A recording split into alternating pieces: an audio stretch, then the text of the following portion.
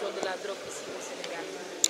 Ici au Sénégal, c'est un peu comme l'Afrique de l'Ouest. Nous avons le problème du cannabis, mais la situation, c'est qu'on a une nouvelle tendance de consommation au niveau des drogues dites dures. Parce qu'en fait, il y a l'héroïne qui nous vient de l'Asie, qui transite pour aller en Europe. Il y a la cocaïne qui vient de l'Amérique latine, qui va atteindre l'Europe. Mais malheureusement, il y a une partie qui reste, qui est produite et en fait qui est consommée au niveau local.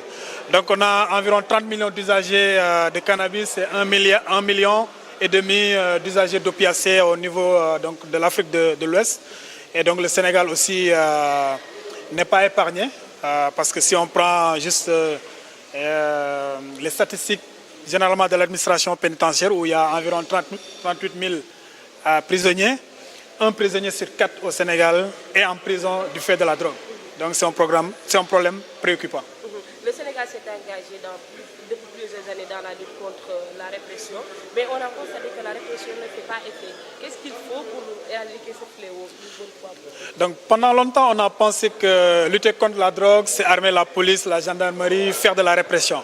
En fait, tout le monde s'accorde que cette approche ne marche pas, parce qu'au contraire, ça crée des groupes criminels, ça enrichit les trafiquants et ça laisse notre jeunesse à la proie des trafiquants.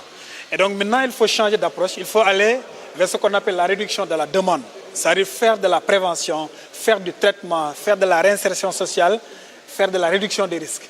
Et donc essayer d'avoir une approche équilibrée, autant adresser la lutte au trafic, aux trafiquants, mais faire une prise en charge médicale, sanitaire des usagers parce que c'est des patients qui ont besoin d'une protection, qui ont besoin d'une assistance sociale. Et quel sera l'apport de cette certification aux spécialistes de prise en charge? Donc l'apport de ce diplôme universitaire, c'est que l'université commence à s'intéresser à la problématique des drogues et des addictions, parce que c'était un acteur qui manquait dans la lutte.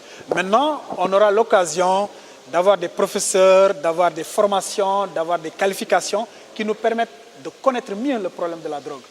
Quand on connaît mieux le problème, on prend les meilleures décisions. On pourra avoir des structures de prise en charge adéquates, on pourra avoir des services sociaux de prise en charge adéquats. Et donc c'est ça l'objet de ce diplôme, c'est ça pourquoi l'UNIDC a appuyé ce diplôme pour avoir des spécialistes maintenant qui vont prendre en charge et non plus seulement des gens qui ont juste la volonté pour lutter contre la drogue.